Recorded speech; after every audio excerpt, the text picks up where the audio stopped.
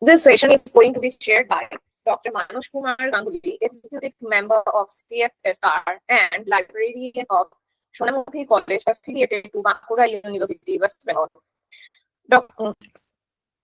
Ganguly, with a doctorate in Library and Information Science from University of Calcutta, extensively having work experience of more than 11 years with various institutions from corporate to academic, will be chairing the session. Besides, as an active member of CFSR, he has been chiefly instrumental in shaping the Memorandum of Understandings on behalf of CFSR with different colleges and universities all over Bengal and have been actively involved in field works and recordings like Shonamukhi Utsav and Mela. I heartily welcome you, sir, in this session. Not taking much time, I would like Dr. Ganguly to take over the session and to introduce the audience with today's panel theme and the esteemed panelists. Thank you. Over to you, sir. Thank you, madam. Thank you, madam. Am I audible? Yes, you are. Yes, sir, you are. Okay. Okay. Thank you, Rusa ma'am, and all welcome to this panel discussion session B, from vernacularity to textuality, folk narratives in transition. So, 4 panelists will have first of all introduce Dr. Yanbeni Yanthan, Assistant Professor, Center for Naga Tribal Language Studies, Nagaland University, Kohima. Then Dr. Sushmita Pareek, Assistant Professor, Department of English and Other Languages, Gitam School of Humanities and Social Science, Gitam, Hyderabad. Dr. Vahini Billu, Assistant Professor, Department of English, SR University, Warangal. Dr. Nivea Thomas K, Assistant Professor, Department of English and Cultural Studies, Christ deemed to University, Bangalore.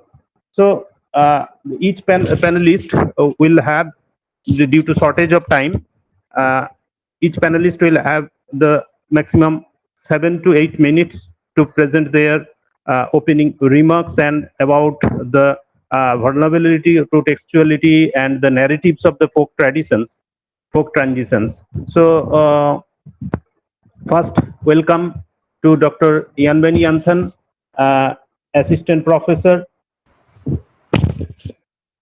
at the Center for Naga Tribal Language Studies. Her area of the studies include the oral tradition of the Nagas, folklore, vernacular literature, the study of the language and culture, and critical theory. Her poetry, essays, and reviews have been featured in various national and international spaces such as Riot, the Bombay Literature Magazine, Music of India, Outlook, Telangana Today, East Mojo, and many more. The Bangalore Literary Review, among others. She has also contributed her writing to the different collections, and Yanthan has also served as an assistant professor in the Department of English, State College. So, ma'am, please to introduce and also discuss the whole area of these panel discussions. Thank you. Thank you, sir. Good morning to everyone. Respected Chair, Dr. Ganguly, my mentor, Jolly sir, fellow panelists, scholars, and friends. Thanks to the Center for Folklore Research and Center for Folk Culture Studies, University of Hyderabad, for giving me this opportunity and space to share my reflections on a topic as important and pertinent as this one, which is basically, to situate the changing dynamics of folklore in a globalizing world and map the discursive ways through which meaning or analysis is activated, it's performed, and experienced as reality today. I've organized my talk to function as a kind of conceptual intervention and develop discourse in the related areas of oral tradition, globalization, and contextual studies. This stems from my own experience of misconstruing, misunderstanding the cultural practices of my own tribe, which is the Lotha Nagas. As I read their works as collected, as collections of folk tales, and then not understanding the meanings of certain proverbs told to me, or not even wholly understanding why certain characters in folk tales were doing what they did.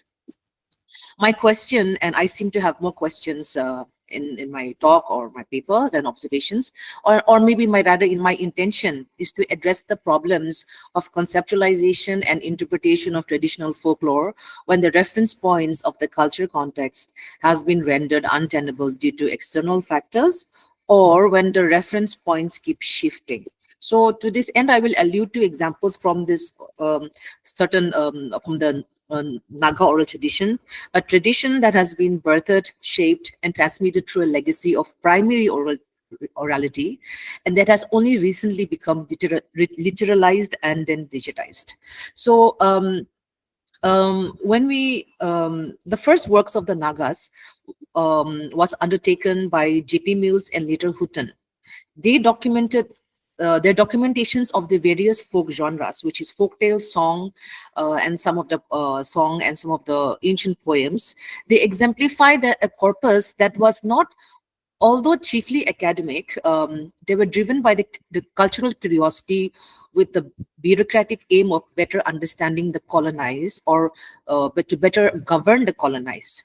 So what happened was, invariably, these documentations of folk and the folklore of the various tribes came to be perceived as the rudimentary kind of first translation of the oral to the literal. So for the Nagas, what happened was, when this documentation took place, for the Nagas, such works served as the basis of differentiation for informing their nascent cultural and linguistic identity.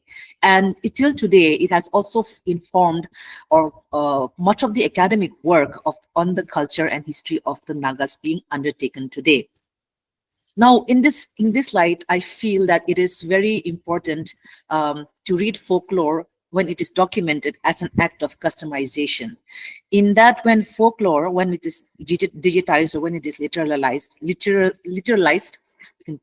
can say that, it gets standardized. And this standardization, in this documentation, invariably becomes an act of erasure, even as the plurality of oral tradition is homogenized. So what happens is, during my field work in certain parts of Nagaland, I came across many different versions and variations. So if anyone does not know about the Nagas, we are a group of like about 16, 17 tribes in Nagaland itself. And each clan and each village have their own story about their kinship or about their origin, migration, the folk tales, the belief systems. So what happened was, when these gets transmuted into another medium, what happens is that there is a customization that takes place. This customized or the identity that comes out is in turn identified as tradition. So what happens is that the customization of folklore seems to be this predestined part, or we can say the evolutionary process of the lore. So in the case of oral traditions like the Nagas, this is more pronounced and reactionary, because the assimilation often communicates and carries its own expositions.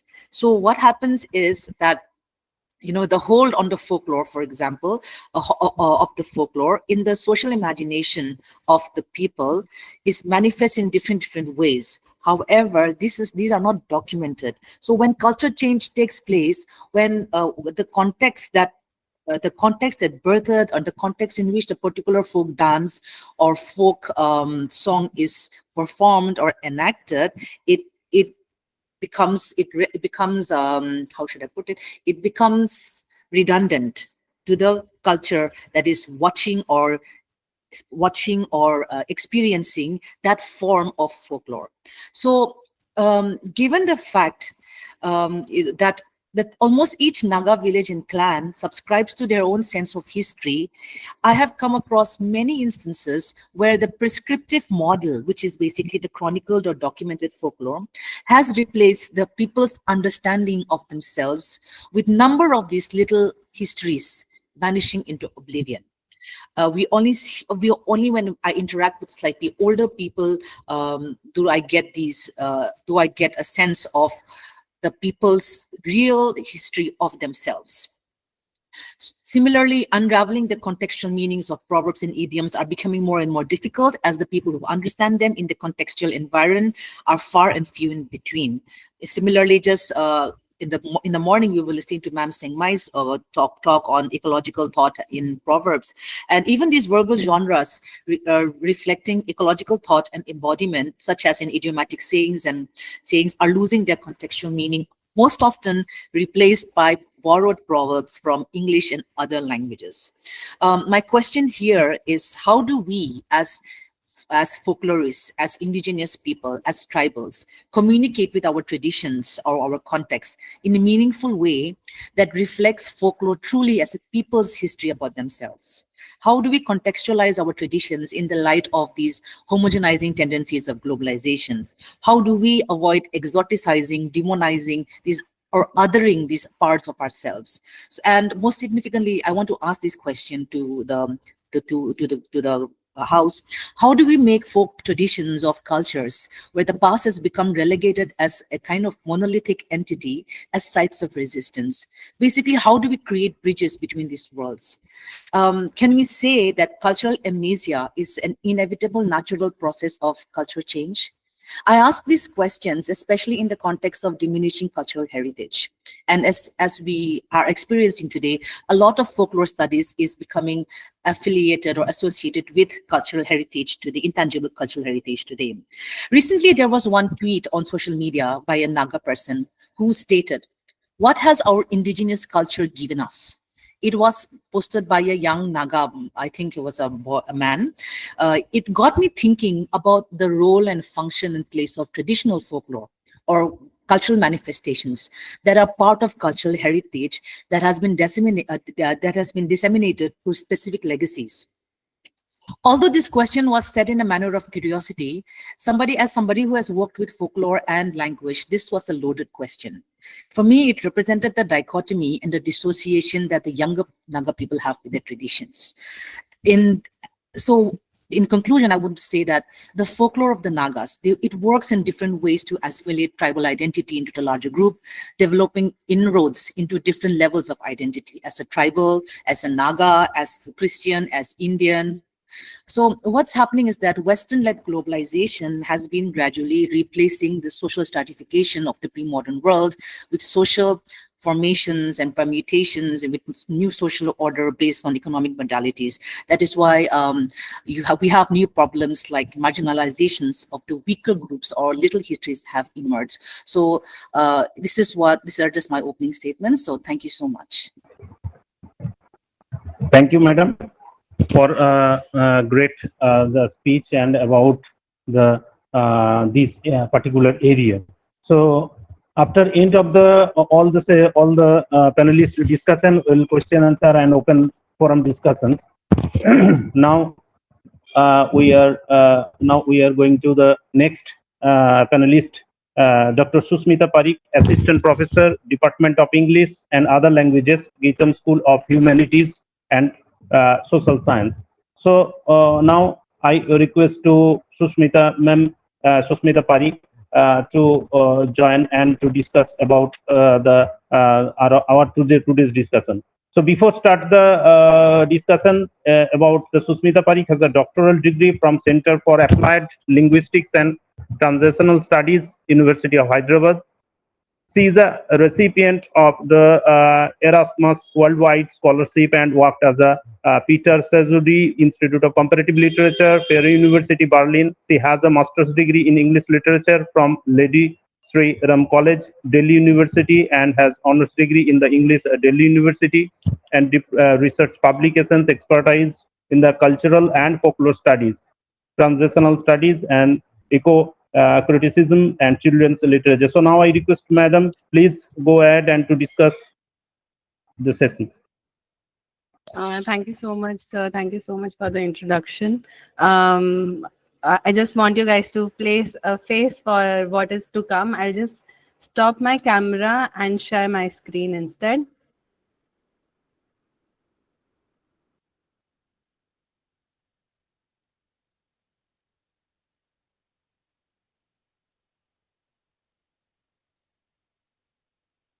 Mm. Is my PPT visible? It's coming, but it's not. Yes, ma'am. It is. Great. Not much on the PPT, but thank you so much, Jolly sir, and everybody here. Although I don't belong to originally belong to this department officially, but I have a long association with Center for Folklore and Cultural Studies. Today, I want to talk about Rajasthani folk narratives. With special attention to women's narratives in form of Lok-Geet and their contextualized forms in popular media. The presentation is divided into 4 parts. The first part is a brief overview of folklore in Rajasthan and different languages within the state. The second part comprises of 3 excerpts from select Lok-Geet sung by women and a deeper understanding of orality as exercising agency in a patriarchal society. The third part attempts to use translation as a methodology to study contextualization. And the final section of the presentation discusses another case study to highlight the anthropomorphic animal symbolism encoded in folk narrative that can be studied to observe shifts in animal-human relationship through various contextual shifts. So folk narratives are as... Yes, sir? PPT is not visible. Go to the PPT presentation. Otherwise, your screen only visible. Please on the PPT. Yes, the PPT is not coming. Oh, okay. Just click the PPT. It's not coming, sir. Because you want to minimize the screen and go to the PPT. Presentation. Please put it on the PPT. PowerPoint. Is it visible Yeah, now? yes. Yeah, now it's coming. Yeah, go ahead. Yes, visible, Okay. visible. So the folk narratives are as diverse as paintings on the walls of homes in the Thar to proverbial one-liners, often used to mock human actions and behaviors, drawing parallels between animals and humans.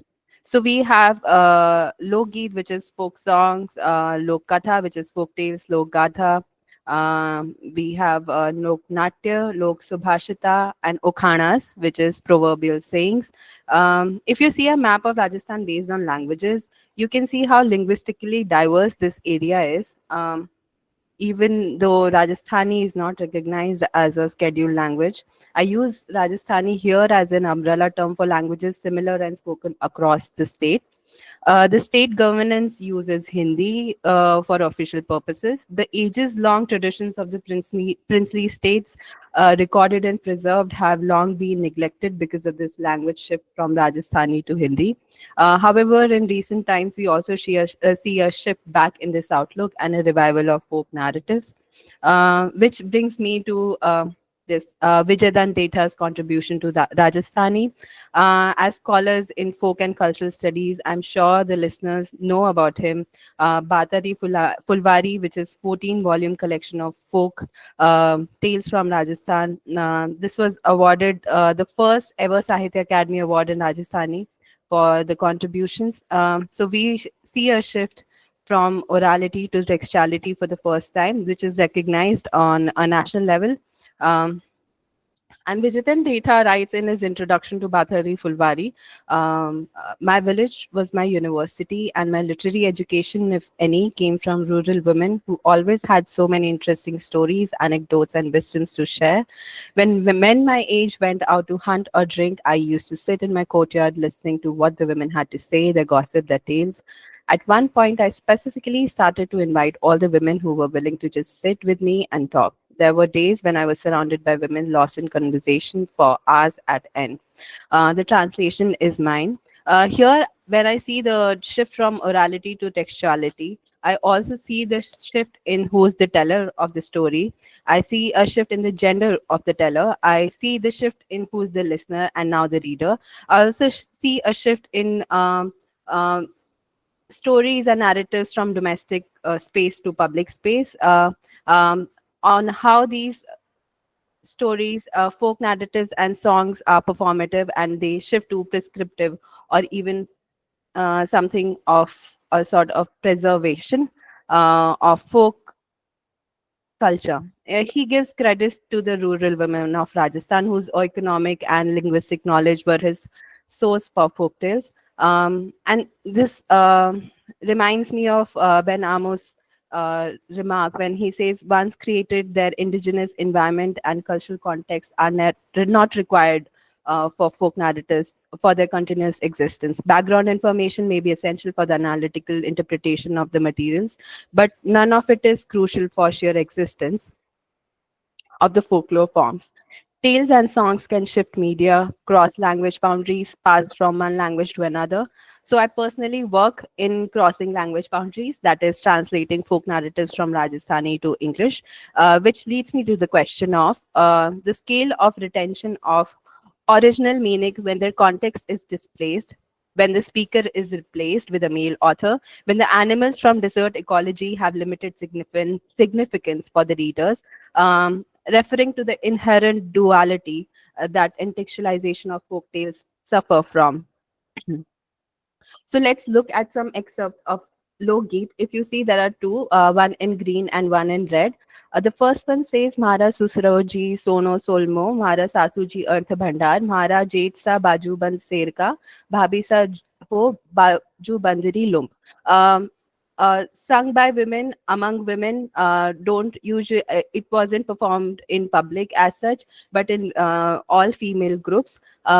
The other one as well, Ora ne ma ghapsa ghapsa khan, mane e ma chamti loki, ora ne e ma pali pali ghee, mane e ma mario telko. So I choose these two excerpts from two different Lok-Geet because I want to highlight the contradiction, and I want the attendees to see how women in one case are talking about how unfair the division is between food and how their mother-in-law is just giving them oil to eat or dried rotis, while the other one appreciates their in-laws, appreciates the family members and her in-laws. There is a rough translation given. So a fine sketch of folk society and culture of Rajasthan that can be drawn on the basis of studying these songs. They here, if you see, I can also suggest that we look at these songs based on what occasion they are sung on. So there is Jalwa, wedding songs, which would be the one on the left side. So women usually sing these songs of praises during weddings, and Mand, which consists of songs of separation and marital bliss, which would be on the right side. They articulate the duality of women's lives, constrained by societal expectations, yet finding moments of solidarity and joy by embedding dissent in humor, spirituality, and collective ritual. Women transform folklore into a space where they felt unsure, their outlook towards the world, shaped by patriarchy but not defined by it, can thrive. These songs ensure that their struggles, joys, and dreams survive across generations, challenging hegemonic narratives while nurturing a distinctly female cultural legacy. Coming to the next Lok-Geet. And I chose this because tomorrow is Gangor, and this is part of, it is a festival in Rajasthan, and we sing songs only single women and women who are married, only women groups sing these songs early in the morning. And there is a phrase which caught my attention the first time I joined English studies, which was Hando Dhovan Fufo Manga Jhadu Devan Buva. And roughly it means we pray for um, so Bhuva is father's sister. We pray for a Bhuva who can clean the house, and we pray for uh, uh, her husband who can wash our utensils.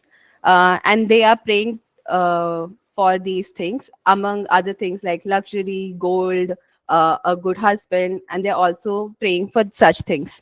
Uh, this is sung in all female groups early morning. Interesting to note is the use of humor that echo female concerns. So how domestic chores become major part of their lifestyle. Women use humor and satire to mock figures of authority without direct confrontation here. Use and in traditional family structures, especially in patriarchal societies, elder relatives like the father, sister, and husband might hold authoritative positions. But by depicting them doing low status chores, the song subverts their authority. The humor comes from the contrast between their expected roles and the menial tasks they are shown performing. This undermines their status without directly attacking them, which aligns with the idea of using humor as a subtle tool of resistance. These songs are a medium through which women express dissent. In societies where direct opposition to male authority is discouraged or dangerous, in Rajasthan, as in many parts of India, family hierarchies are strict and elders command respect. Mocking them openly would be sort of a taboo. Um, so the folk songs provide a socially acceptable outlet for expressing frustration. It's performed in groups or during certain rituals. The rhyme or rhythm of the songs make it catchy. Hando, Dhovan, Jhadu, Devan are vivid images that stick in the mind, making the satire more effective. Which brings me to the question of how does the communal aspect of folk songs aid in resistance? Here we also begin pondering on the transcendence that we were also, I think, in the opening remarks on the first day of the conference, where the transcendence, transcending through translation, which brings me to the next part of the presentation, which is using translation to reread Lokgeet. Essentially, we can understand any activity of communication as encoding and decoding. And if it is encoding and decoding, it is essentially translation. Translation activity. Remembering Benjamin's remark that translation is the afterlife of the original. Data, through his anthological efforts, renders an afterlife to the orality of Marwar. This orality shifts to the textual, and now we even enjoy popular movies and TV series adapting stories from Batari Fulbari. There is an effort for preserving, reviving, and relooking. Coming to the last case study or example that I wanted to give is Nagan Tharu Vanchpede, that is Nagan, may your line prosper. This translation of folk tale from Marwari to English done by Vishesh Kothari, published by HarperCollins.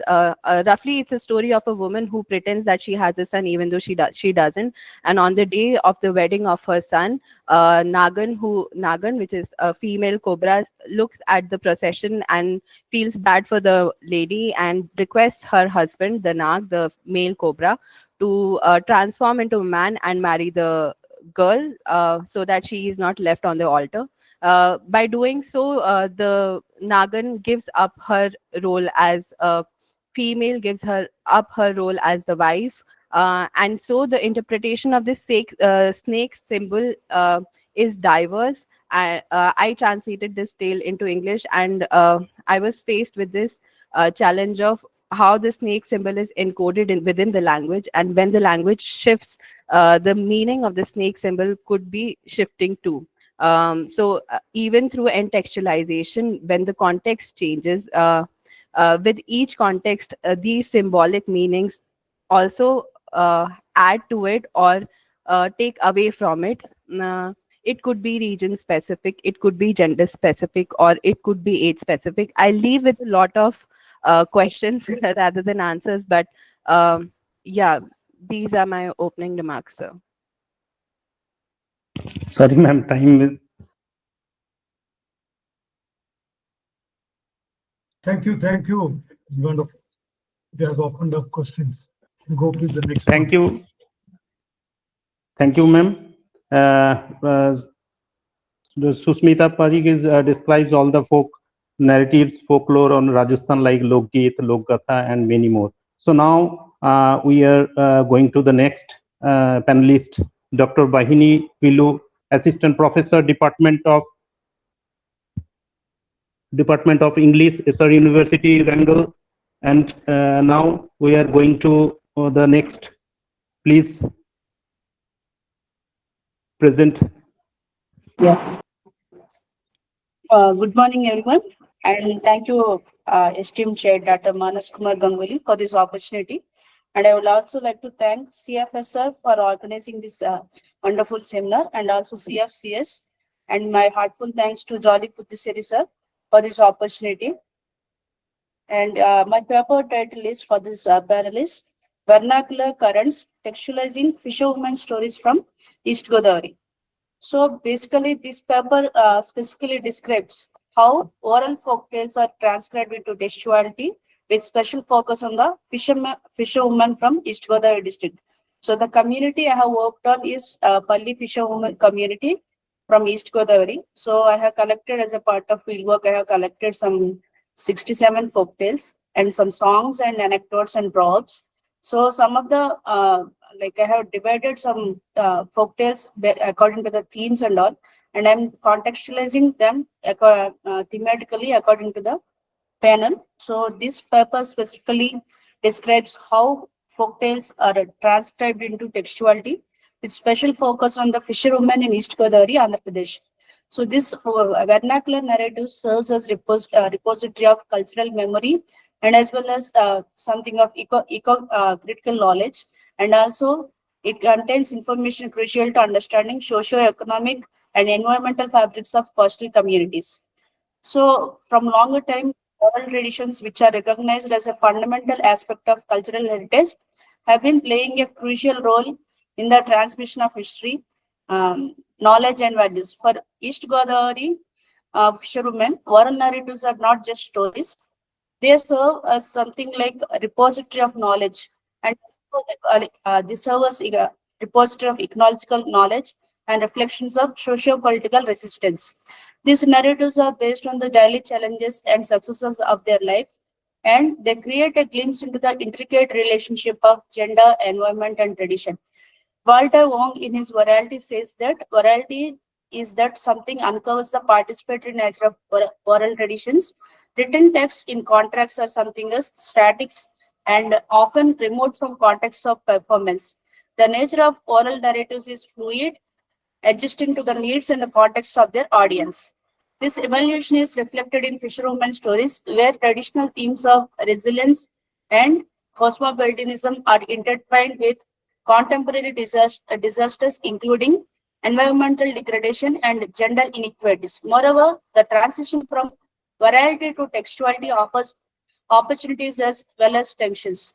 Through textualization, these tales become more accessible to larger audience, ensuring marginalized voices are heard and that cultural memory endures and serves in an increasingly globalized society. But telling stories ends up removing them from their social context and performity. For East Godavari fisherwomen, the issue is whether tales would be vernacular enough while addressing global discourse of sustainability and equity. In this process, the idea of vernacularity is key. Vernacularity preserves the unique symbols, idioms, and traces of a community with an eye to ensuring its cultural and linguistic specificity. For East Godavari fisherwomen, vernacularity manifests in the specific ecological knowledge the women articulate, harvesting cycles, breeding cycles, and sustainable fishing that endure and flourish. These stories are not just cultural artifacts, they are pragmatic guides that have sustained their people for generations. For example, the tale of Kamala and the Singing Waters shows how oral stories can entwine traditional ecological knowledge with ingenious solutions to modern problems. So, a Kamala story is a part of myth, a part of lived experiences, serves as a parable of resilience and adaptation. These kinds of stories demonstrate how oral traditions can respond to the need of society while remaining sorry while remaining to the needs of society while remaining rooted in the cultural context and practice. So such stories serve as powerful counter narratives to hegemonic patriarchal orders. So by bringing fishermen's agency and contribution to the forefront, they subvert socially constructed hierarchies that systematically marginalize their labor and knowledge in the world systems. So such narratives up alongside broader conversations in academia regarding orality and textuality, it problematizes the need to preserve the communal and performative aspect of oral traditions in the written and digital translations. Situating the fisherwomen's accounts in global context, this paper seeks to highlight the relevance for contemporary issues like climate change, gender equity, and cultural preservation.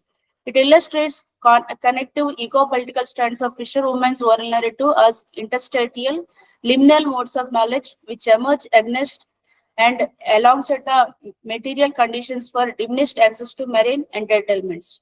This textualization not only serves as a method of preserving the utterances of these marginalized voices, but is also a transformative process that links together the local meaning along with global context to ensure that these voices will be heard across temporal, spatial, discursive barriers. So for the sake of convenience, I have divided themes into 5 broad aspects. So we will be looking at the aspects of vernacular heritage and folklore, and also virality and textuality, and gender and folklore, and indigenous knowledge and ecological narratives, and textualization and digital adaptations. So basically, if you are looking at the something called gender, labor, and agency, narratives from fishermen illustrate that they are not only laborers, knowledge bearers, and community leaders, but also facilitators of community resilience. The stories challenge patriarchal frameworks that sometimes render their contributions invisible, and the agency of women in cultivating resilience and innovation in the face of marginalization and adversity. This includes theories of gender stratification, including Judith Lorber's ideas, which describes gender roles as social constructs that perpetuate inequality. The fisherwoman's narrative disrupt these roles by placing women at the center as custodians of ecological knowledge and agents of social transformation. Furthermore, narratives like The Whispering Net showcase a collective females' resistance to understand sustainable practices. By weaving a symbolic net enchanted with songs, the fisherwomen unite their community to abandon destructive methods and return to traditional and sustainable fishing. These tales emphasize the transformative power of women's collective action. Sorry, ma'am, please concluding Yes, sir. and focus Yes, sir. on concluding area. Due to shortage of time, so I reminded that. Okay. Okay, sir. Thank you for reminding. And socio-economic challenges. So further, we have tales determining the aspect of ecological knowledge and sustainability, and cultural identity and intergenerational knowledge, and community solidarity and resistance. And also we have tales on the textualization and advocacy. In conclusion, I would like to say oral narratives help East Godavari fisherwomen keep them alive as tools for cultural identity, ecological knowledge, and gender equity. These are narratives that speak to the lived realities, bondages, and victories of a historically parried community and the marginalized voice that has been absent from academic and socio-political discourse for a long time. As they counter the wider narratives of sustainability and equity, these works reference global discourse animated by fried voices through the textualization of oral traditions and the inscription of vernacular heritage. But it also raises important questions for notions of ethnicity and representation, underscoring the need for careful and inclusive forms of documentation. One way to textualize is to make sure that these stories retain their performative, communal, and vernaculars that makes them rich and relatable through generations. Thank you. Thank you for this option. Thank you, Vahini. Thank you. Thank you, madam, and thank you all the audience to listen carefully about the discussions. And the next we'll go to the last panelist, Dr. Nivea Thomas K, Assistant Professor, Department of English and Cultural Studies, Chris Dimtu University, Bangalore. So please, ma'am, Nivea Thomas K, to present and to discuss our area. Yes. Yes, thank you for Center for Folk Research and Folk Culture and Jolie Puducherry, sir, for giving me this opportunity. Due to shortage of time, I'll quickly start the presentation. I'm going to present my PPT.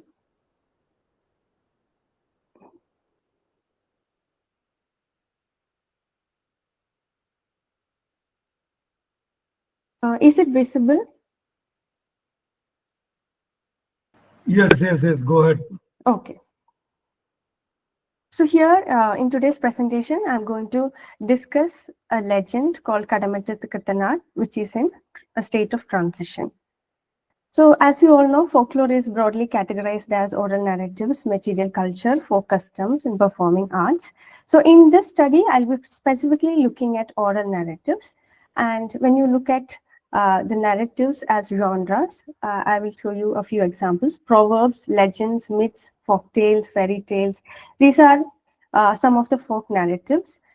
And there are certain allegations against the folk narratives that have been going on for ages. One is they are very obsolete in nature, they are very outdated, and they are not at all contemporary in nature. That is one allegation. Then they are simple narratives. They do not use any complex language or structures, so they are always perceived as simple narratives, casual or informal. Again, they are not narrated in a very formal space. So usually in casual conversations, so they have that casual attribute.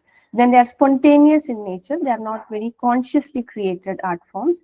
So spontaneous and distortion. So sometimes folklore is also perceived as a lie. Sometimes whenever something is not true or if something is false, we say that it is just a myth. I think that statement also comes from this general notion that folklore distorts reality. So now we'll move on to the idea of folklore and literature.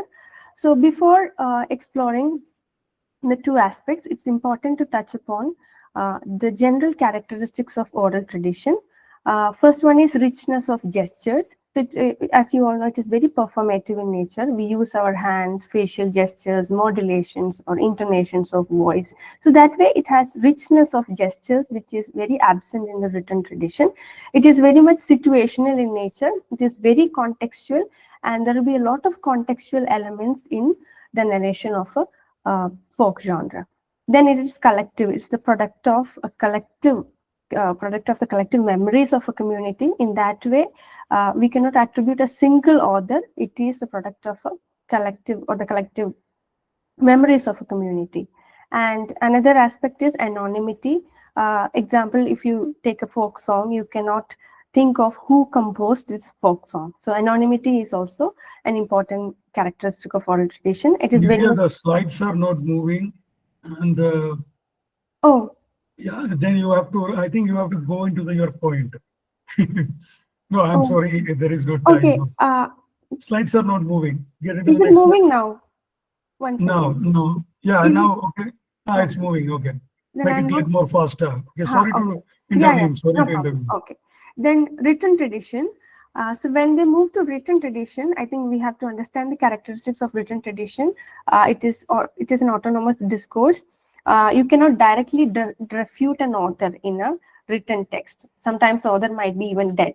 And these are stable in nature. So when the oral narratives move to written tradition, they become stable, fixed, and they are also attributed authorship. So paternity or authorship is also one important characteristic of written tradition. And it is from this authorship, the notion of originality also comes into play. And death is also regarded as one characteristic of written tradition. Again, it is not at all ever evolving and dynamic in nature. It lacks a lot of situational aspects. So it is regarded as a very fixed and stable form. So moving on to my primary text, Aidihimala. This was published in 1909, and it was published as part of the magazine Bhasha Poshini, and it was published in 8 volumes. So 126 legends from Kerala were collected and compiled and transcribed in this text called Aidihimala. And it was also part of a modernist mission because most of the writers and scholars were engaged in collecting folktales, proverbs, legends, and myths across India as part of reinventing a tradition. In order to counterbalance the effects of colonialism, there was an urge to reinvent a tradition. So this text was also part of that modernist mission. And if you look at the preface of this text, this is written in Malayalam, but I'll translate. So the editor of this magazine received an anonymous letter from a person saying that these legends are useless and casual in nature, and it should not be included in an elite magazine like Bhasha Poshini.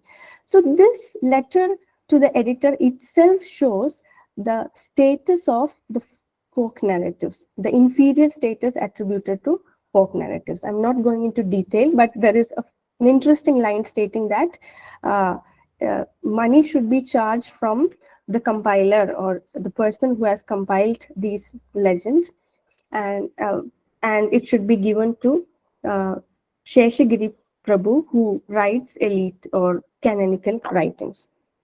And I'm just showing a sample from the text, what kinds of transformation is going on from the legend, from when it moves on to oral to written. One changes the form of writing. The form that the writer adopted is modern form called prose narrative. So earlier we were not familiar with prose narratives, but our writers and scholars were exposed to English magazines and journals and articles, and they adopted the form called prose narrative and specificity in time and space. So in oral narratives, you will not find very specific description of time and place, but when they moved on to a written tradition, you will find that there are specific mentions like 12 Nariga. Nariga is a unit of time. So it is very specific, and Trivandrum to Patmanabhapuram. So when you listen to oral narratives, the place names are not very specific. They will narrate it as a forest area or dense forest area or something of that sort. But here we have very specific place names. Then there are changes in characters. For example, the figure Pishaj, the evil spirit, is translated as Malayarian. Malayarian is a member of a tribal community. So how this Pishaj has been translated into Malayarian is also worth investigating, because it also questions the ethics of translation, because a tribal community is attributed all the evil characteristics of the figure called Pishaj. And again, it leads to stereotyping and misrepresentation of tribal communities, because the narrative uses terms like beastly, loathsome, disgusting, cavemen. So these all are examples for how the legend and some of the plot segments and characters are manipulated, because the caste prejudices of the times are also inbuilt in this kind of translation. And later you will find that Himala, this particular text, gained popularity, and 98,000 copies were sold between 1974 and 1995. And there was numerous publishers who took up this project. And later English translations also appeared in 2010 and 2015. And this, just like how Valmiki Ramayana is regarded as a standard text, here you will find that Himala is also regarded as a standard text, and we know that the word standard is problematic. So this is just a photo from the trailer of a movie called Kayam Guram Kuchini. So in the trailer, they just they mention that this is taken from Himala. So their point is that it would sound more authentic, as you know, they have mentioned it, that this narrative is taken from Himala. Some of the aspects that we have to consider while translating oral narratives is, you should require an ethnographic imagination, a cultural imagination, and geographical imagination. And I will show you one picture. I myself have gone to the field and taken this picture. So this is one place which is mentioned in the legend, and this place. Ma'am, sorry, ma'am, please short. Okay. Yeah. So this was dense with palm trees and all. And I'll just show you two more websites, how certain concepts in the legend undergo translation when they are textualized. For example, the figure of Yakshi is translated as vampire in the temple website. And in the church website, you will find that sorcery. Sorcery is also a concept which is very much rooted in the local context of Kerala. And that is also turned into miracle, which is very much rooted in the Christian conceptual framework. And I will also show you just two photos before winding up. You can also find that as this legend moves on from one text to another, to movies and to theater, how you can see how the visual aesthetics are also undergoing transformation. This is a photo from 1965 play, and you can see palm trees in the background, and you can see the attire, you can see the appearance of this priest. And in the recent version, you will find that how our aesthetic sensibility also has undergone a transformation. Here you can see the robe, and all the motifs used here are definitely belonging to or resonate with the Western cinematic sensibility. And you can use Scopus theory to study what kind of agency is attributed to the translator, or the translator decides what role the primary text will play in his process of translation or in his decision-making process. I'm not going to this. I'll just quickly wind up. So no translation is final. Most of the translations are undergoing change. And I just wanted to show how Homeric versions even have undergone such variations over time, and different people have commented differently on the translations of Homer itself. With that, I'll wind up the presentations. Thank you. Thank you, Nivea. Thank you. Thank you, madam. First of all, thanks to all the panelists, and just in short summarize about all the discussion. First, Dr. Yanbeni Yanthan describes about the Naga village prescriptive model, older people, real history of themselves, and how do will indigenous to protect, to preserve heritage, and how to contextualize traditions. Very informative discussions. And then second, Dr. Sushmita Pareek, case study of the folk narratives, folklore of Rajasthan like Lokit, Lok Gatha, Lok Katha, etc. Examples of Rajasthani Lokit. Then Dr. Vahini Billu, assistant professor, describes about the repository of knowledge and success of the knowledge, vernacular indigenous knowledge, and informative discuss about the gender equality. Then Dr. Nivea discuss about the Kadamatru legend of the tradition, mostly very interesting area that the most of the ethical ways, because nowadays in the folk narratives or folk literatures misinterpret or misleading, so that it is very essential nowadays. So now going to the open or discussion forum or question answer forum, very short time, and hope will in these interactive sessions very helpful and informative to all the participants, and also as well as all the participants and others. So please, you have any questions to the panelists? I'm so sad that we don't have much time, but it's a wonderful session. We started with Benny questioning how do we contextualize our own history from a Naga perspective, from an internal perspective. It is from there to, Nivea's revelation of how translation change entire identity or the soul of the the text into a different form. So what I'm trying to propose is, since all of you know each other, you can bring in concepts of ethnicity, translation, gender, genre, textualization, etc., etc., etc., etc. Keep changing, and how it can add on with some of your own fellow travelers. It can become a wonderful, wonderful compilation of work. So where you can really ask certain questions like Sushmita is telling, how the shift in the teller's gender makes the story into something else, and how can we pierce into that. And or Vahini is trying to bring in how genres get changed and when it gets textualized, or many kinds of questions like the pertinent questions like Ben asking about the cultural amnesia and the diminishing of the heritage, or the globalized touristification of the heritage. And things underwent amazing amount of changes when culture gets manifested in the form of oral, textual, visual, digital, etc., etc. So I think it's a wonderful session, but we don't have time. I'm so sorry, and so nice to see all of you. That is why. So okay. Anyway, we can, for the time's sake, we can take up one question. Sorry, I am stealing your time. Yeah. Anyone have any questions? So raise hand by Rohit. First of all, thanks to all for a wonderful presentation on folktale and folk narratives.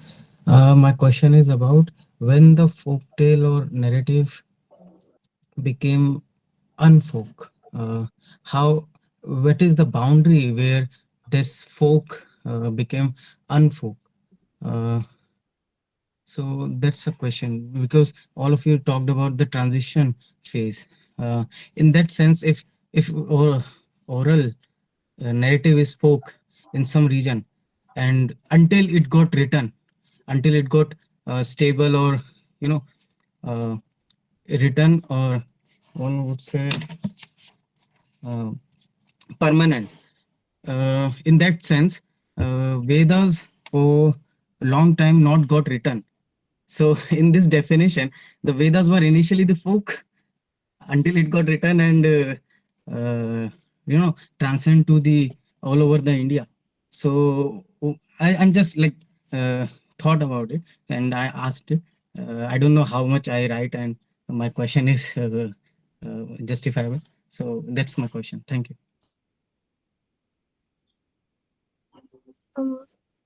Can I start? Yeah, on behalf of everybody, Nivea, please. Yeah, it is just my opinion. Rather than looking at it as death of folk or becoming unfolk, we know that a lot of characteristics of folk are lost in the process. But I think we can also look at it from a different perspective, saying that folk is also exploring new avenues rather than fading away or dying out. It is also exploring. Now we have folklore or folk memes or themes on digital platforms as well. So this is also one way to look at it, exploring new avenues. I want to add to it. I want to I looked into in my research how folk narratives were slowly turning into children's literature.